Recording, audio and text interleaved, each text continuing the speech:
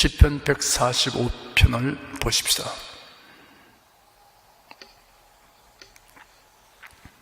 1절부터 10절까지 다 함께 읽겠습니다. 왕이신 나의 하나님이여, 내가 주를 높이고 영원히 주 이름을 송축하리이다. 내가 날마다 주를 송축하며 영영히 주 이름을 송축하리이다. 여호와는 광대하시니 크게 찬양할 것이라. 그의 광대하심을 측량치 못하리로다. 대대로 주의 행사를 크게 칭송하며 주의 내관일을 선포하리로다.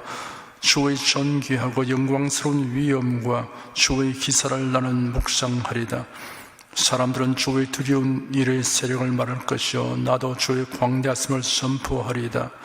저희가 주의 크신 은혜를 기념하여 말하며 주의 의를 노래하리이다.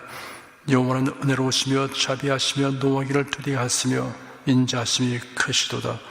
여호와께서는 만주를 선대하시며 그 지으신 모든 것에 긍휼을 베푸신도다.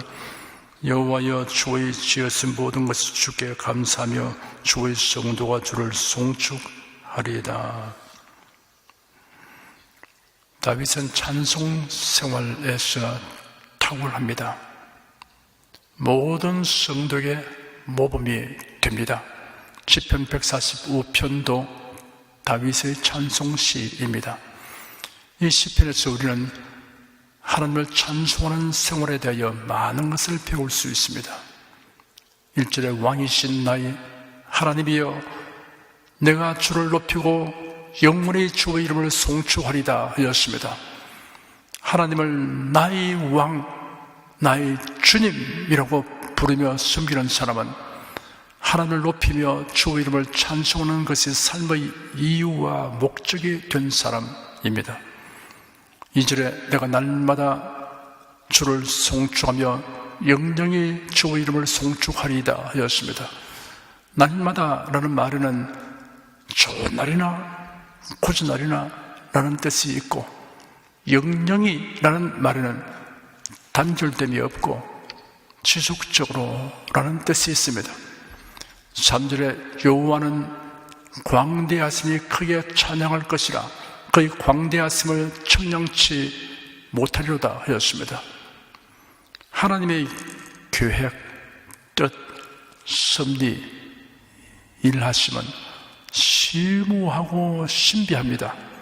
그 규모는 인간의 이해를 초월합니다.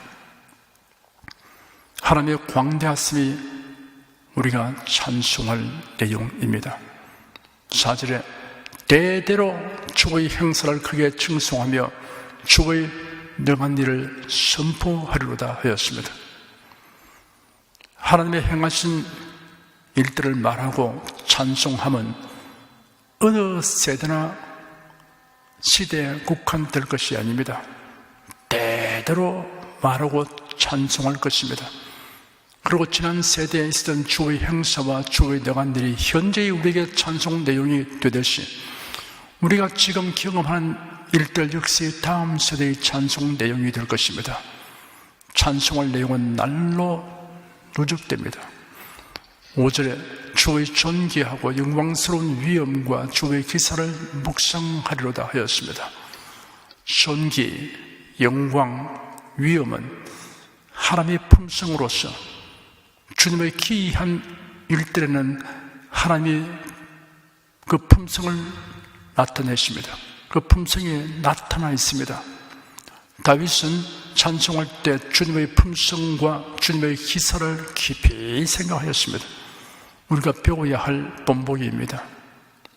6절에 사람들은 주의 두려운 일의 세력을 말할 것이요, 나도 주의 광대하심을 선포하리이다 하였습니다. 하나님을 거역하는 자들은 하나님의 하시는 일을 듣고 볼 때 공포심을 갖게 되지만 성도들에게는 찬양의 내용이 됩니다. 애굽에 내려진 10가지 재앙으로 인해서 온 애굽 우상 숭배자들은 두려워 떨었습니다. 그러나 이스라엘 백성들에게는 하나님의 영광을 보게 되는 것이며 하나님의 능력과 하나님의 권세를 보는 것입니다. 찬송할 제목인 것입니다. 또 홍해를 육지같이 걷는 사건도 마찬가지입니다. 홍해 가운데 들어간 애굽의 병거들, 마병들 무리들로 합쳐지니까 아우성치고 엄청난 공포 속에서 죽어갔습니다. 그러나 홍해를 건너간 이스라엘 백성에는 다시는 애국 군대의 추격을 받지 않게 된 것에 대해서 감사하고 찬송할 거리였습니다. 그래서 온 백성들이 소고치며 춤추며 찬송했습니다. 고라와 단과 아브라함처럼 반역한 사람들은 하나님의 징벌로 그들이 세운 땅이 갈라져서 전부 땅 속에 파묻혔습니다. 땅이 그들을 삼켰습니다. 고라와 단과 아브라함을 추종한 사람들은 경악했습니다. 두려워 떨었습니다. 그러나 모세와 아론을 추종하는 신앙을 가진 사람들은 하나님의 그 위엄과 권세를 보고 하나님을 찬양합니다. 또 가나안 정복 전쟁에서의 승리도 마찬가지입니다. 그에 관련된 사건들은 하나님을 대적하는 자에게는 심히 두려운 일이었습니다. 여리고 성 사람들이 이스라엘이 요단을 건너와서 요단들에 진을 친 것을 보고 그들이 간담이 다 녹았다고 했습니다. 반면에 하나님을 경외하는 자들에게는 찬송할 일들이 되었습니다. 7절에 저희가 주의 크신 은혜를 기념하여 말하며 주의 의를 노래하리다 하였습니다. 다윗은 주님의 크신 은혜를 상기하여 말하며 주님의 의를 노래하겠다고 말했습니다. 위로우신 하나님 앞에 우리 인생들이 감히 나아갈 수 없으며 설 수 없습니다. 그런데 주님의 크신 은혜로 의롭게 되었으므로 하나님의 보좌 앞에 담대히 나아갈 수 있게 되었습니다. 8절에 여호와는 은혜로우시며 자비하시며 노하기를 더디하시며 인자하심이 크시도다 하였습니다. 예수를 믿어 거듭난 성도들은 다윗처럼 하나님은 은혜로우시며 자비하시며 노하기를 더디하시며 인자심이 크십니다 라고 체험적 고백으로서 노래할 수 있습니다. 9절 10절에 여호와께서는 만주를 선대하시며 그 지으신 모든 것에 긍휼을 베푸신도다. 여호와여 주의 지으신 모든 것이 주께 감사하며 주의 성도가 주를 송축하리다 하였습니다. 창조주 하나님은 그 지으신 세계를 돌보십니다.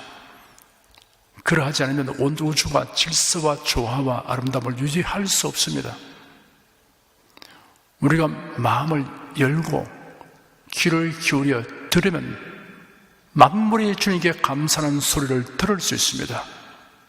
그 소리를 들을 수 있는 성도는 그로 인하여 주님을 송축할 것입니다. 주 하나님 지으신 모든 세계라는 찬송이 바로 이런 류의 찬송입니다. 주 하나님 지으신 모든 세계 내 마음속에 그리워볼 때 하늘의 별 울려 퍼지는 내외성 주님의 권능 우주에 찬네. 주님의 높고 위대하심을 내 영혼이 찬양하네.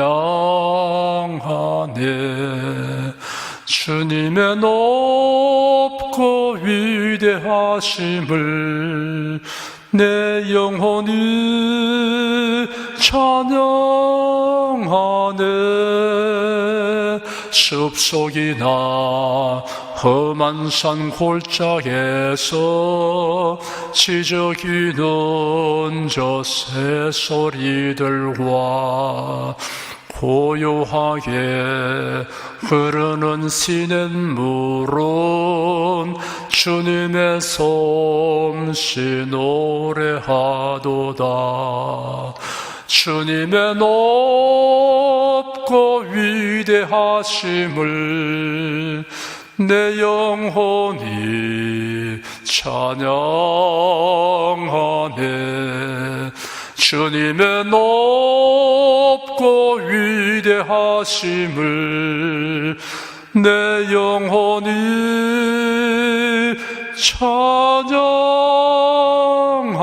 찬양하네.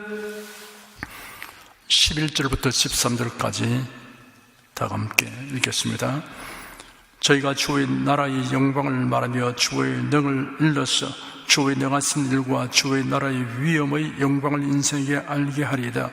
주의 나라는 영원한 나라이니 주의 통치는 대대 이르리이다. 성도된 우리가 사람들에게 힘써 널리 알려야 할 것이 무엇인가를 적시하였습니다. 첫째, 주님 나라의 영광을 알려야 합니다. 둘째, 주님의 능력과 위엄과 영광을 알려야 합니다. 셋째, 주님의 나라와 주의 통치가 영원함을 알려야 합니다. 세상 사람들은 주님의 나라에 대한 지식이나 소망이 없습니다. 다만 이 세상에만 매달려 살고 있습니다. 회개하라, 천국이 가까웠다는 소식이 복음입니다. 복음은 천국 복음입니다. 하나님의 나라에 대하여 전파하는 것이 전도입니다. 14절부터 16절까지 읽겠습니다. 여호와께서는 모든 넘어지는 자를 붙드시며 비굴한 자를 일으키시는도다. 중생의 눈이 주를 앙망하오니 주는 때를 따라 저에게 식물을 주시며 손을 펴사 모든 생물의 소원을 만족해 하시나이다.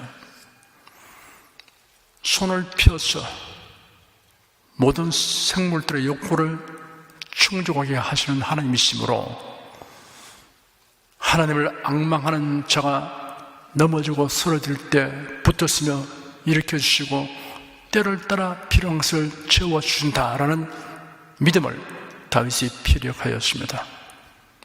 마태복음 6장에 기록된 예수님의 말씀을 기억나게 합니다. 공중의 새를 보라. 심지도 않고 거두지도 않고 창고에 모아들이도 아니하되 너희 천부께서 기르시나니 너희는 이것들보다 귀하지 아니하냐. 너희는 먼저 그의 나라와 그의 일을 구하라. 그러면 이 모든 것을 너희에게 더하시리라 라고 예수께서 말씀하셨습니다. 17절 한 절 읽겠습니다. 여호와께서는 그 모든 행위에 의로우시며 그 모든 행세에 은혜로우시도다.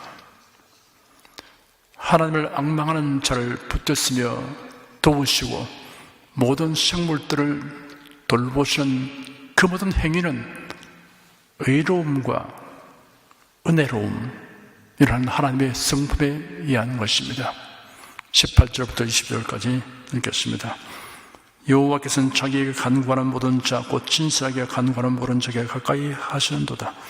저는 자기를 경외하는 자의 소원을 이루시며 또 저희 부르짐을 들으사 구원하시리로다. 여호와께서 자기를 사랑하는 자는 다 보호하시고 악인은 다 멸하시리로다. 하나님은 성도들이 하나님을 향하여 적극적이고 능동적인 자세를 가지라고 말씀하십니다. 신약성경 히브리서상 15절에는 그러므로 우리가 긍휼하심을 받고 때를 따라 돕는 은혜를 얻기 위하여 은혜의 보좌 앞에 담대히 나아갈 것이라 하였습니다. 우리는 다 하나님의 자녀입니다. 하나님 우리의 아버지가 되십니다. 그러므로 하나님과의 관계에서 우리가 위축되고 소극적이 될 이유가 없습니다.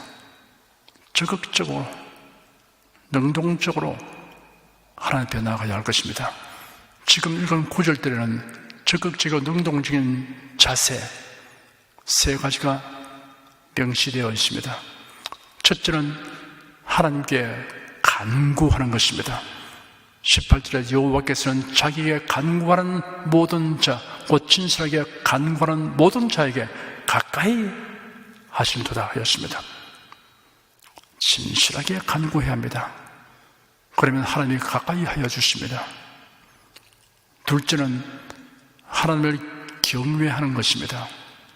19절에 저는 자기를 경외하는 자의 소원을 이루시며 또 저의 부르심을 들으사 구원하시려다 하였습니다.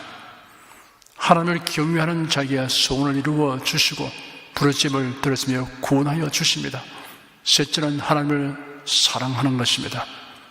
20절에 여호와께서 자기를 사랑하는 자는 다 보호하시고 악인은 다 멸하시려다 하였습니다. 하나님은 자기를 사랑하는 자는 보호하시고 악인은 멸하십니다. 여러분, 하나님께 간구하십시오. 하나님을 경외하십시오. 하나님을 사랑하십시오. 이런 하나님을 향한 적극적이고 능동적인 자세입니다. 하나님의 보좌 앞에 담대히 나아가는 방법입니다. 21절 한 절 읽겠습니다. 내 입이 여호와의 영예를 말하며 모든 육체가 그의 성호를 영영히 송축할지로다. 하나님을 찬송하며 살겠습니다. 더 많은 사람들이 하나님을 찬송하도록 하면서 살겠습니다. 라는 소원과 결심의 표명입니다. 참으로 아름답고 멋있고 뜻깊은 소원이며 결심입니다.